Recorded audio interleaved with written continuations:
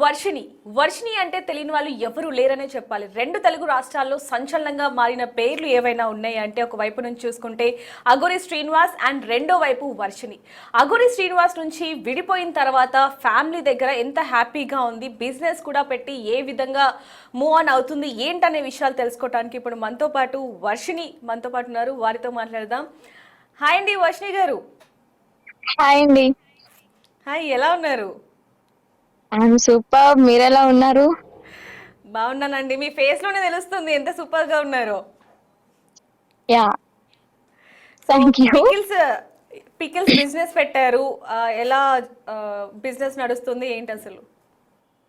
Business బాగానే run అవుతుంది.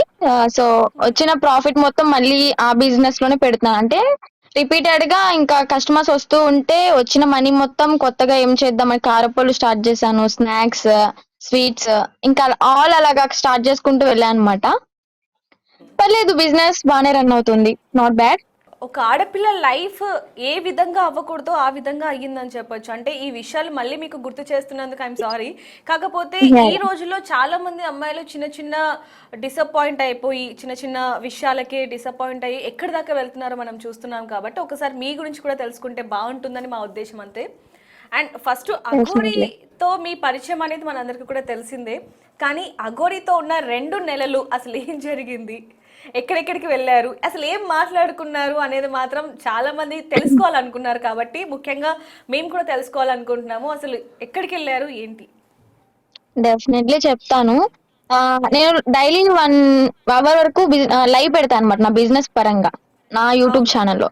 మేము కూడా అందులో ఉంటాం కూడా అందులో. చాలా మంది అడుగుతున్నారు, అఘోరిని ఏం చేసావు, వాడి దగ్గర డబ్బులు దొబ్బేసావు, ఇలాంటి కామెంట్స్ వస్తున్నాయి. సో ఇప్పుడు నేను క్లియర్ గా చెప్పేసాను అనమాట. అలాగా అపోహలో ఉన్న వాళ్ళకి, ఇమాజిన్ చేసుకుంటూ బతుకుతున్న వాళ్ళకి నేను చెప్తాను అనమాట. ఇప్పుడు ఉమ్. 2 months ఉన్నాను అంటే ఉన్నాను అంతవరకే. మనిషిని ఉన్నాను కానీ మనసంతా ఎక్కడో ఉంది. అంటే అంటే టోటల్ ఇన్ఫ్లుయెన్స్ చేశారు నన్ను. ఎలా అంటే తన మాటే వినాలి, తనతోనే ఉండాలి, ఎవరితోనూ మాట్లాడొద్దు.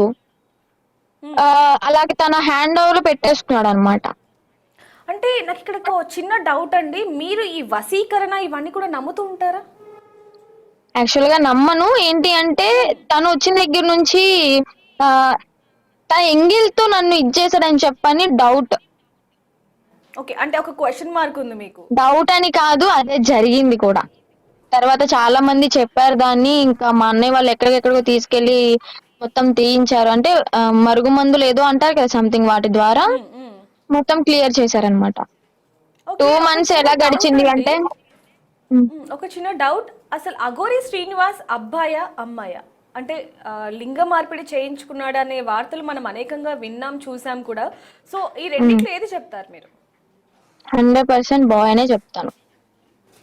ఓకే, అంటే తను టోటల్ గా అబ్బాయే. అబ్బాయి ఫీలింగ్సే ఉన్నాయి. తను ఎంత లింగ మార్పిడి చేయించుకున్న, ఆపరేషన్ చేయించుకున్నా గానీ ఫీలింగ్స్ అయితే చచ్చిపోలేదు. ఓకే. సో స్టార్టింగ్లో కూడా మిమ్మల్ని దగ్గర తీసుకోవటానికి, మీరు అతని వశం అవ్వటానికి అనేక విధాలుగా వ్యవహరించాడు, ప్రయత్నించాడు. దాంట్లో భాగంగానే మీకు చాలా డబ్బులు అంటే ఇచ్చాడు. చాలా. మనీ ఏమి ఇవ్వలేదండి నాకు. సో ఫస్ట్ ఆఫ్ ఆల్ ఈ పాయింట్ తీసేసుకోండి, మీరు మైనస్ చేసుకోండి. మనీ నాకు అది ఒక్క రూపాయి ఎందుకండి? కూడా ఇవ్వలేదు. ఐఫోన్ కొన్నాడు టోట్ అండ్ తాళి కూడా తీసుకొచ్చాడు, బంగారం అని చెప్పి విన్నాము. ఆ బంగారం నేను ఏమైనా తీసుకున్నానా? మళ్ళీ తీసేసుకున్నాడు, అమ్ముకున్నాడు, డబ్బులు తింటున్నాడు అదే డబ్బులతో. అయ్యో. ఐఫోన్ తనే ఉమ్. తీసేసుకున్నాడు టోటల్. మళ్ళీ నా ఫోన్ అమ్మి తనకి మనీ ఇచ్చాను. ఇంకా నాకు పెట్టింది ఏముంది?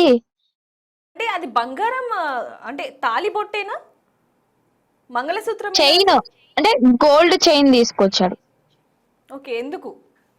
తమిళనాడు నుంచి వస్తూ చైన్ తీసుకొచ్చాడు అనమాట.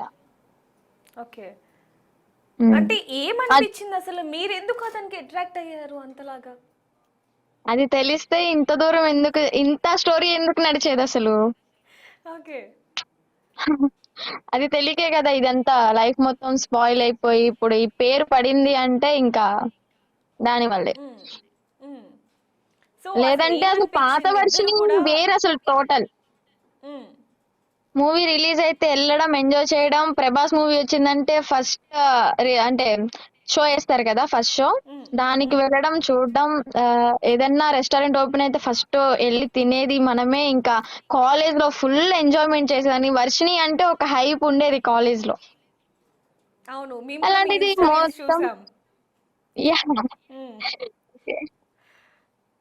సో అలా అలాంటిది మొత్తం జరిగిపోయింది ఏం మరి. జరిగింది ఒక్కసారిగా మీ లైఫ్ అనేది టర్న్ అయింది? అఘోరి శ్రీనివాస్ తలకిందులు అనే అయిపోయింది. వ్యక్తి మీ లైఫ్ లోకి వచ్చాక తలకిందులుగా మారిందని చెప్పొచ్చు. అసలు అంటే ఎందుకు ఆ నిర్ణయం తీసుకున్నారు, తనతో వెళ్ళిపోవాలి అని అసలు ఎందుకు తీసుకున్నారు? మీ ఇద్దరి మధ్య అసలు ఏం డిస్కషన్ జరిగింది? డిస్కషన్ అంటూ ఏం లేదు. అదే చెప్తున్నాను కదా, తను ఫస్ట్ ఇంటికి వచ్చినప్పుడు ఒక దైవభక్తిలో చూసాము. అమ్మ కూడా మంచిగా వంట చేసేది, తినేవాడు, పడుకునేవాడు, సిగరెట్లు తాగేవాడు, ఇంక బీర్ తాగేవాడు. ఇలా నడుస్తూ వచ్చింది. ఆ తర్వాత 1 వీక్ తర్వాత ఏమైందంటే తను తినడమే కాకుండా నన్ను కూడా తినిపించమని స్టార్ట్ చేశాడు గోల. ఓకే. అలా స్టార్ట్ చేస్తే లేదు లేదు మీరు తినండి స్వామి, మీరు తినండి మాత అని చెప్పని అనడం జరిగింది.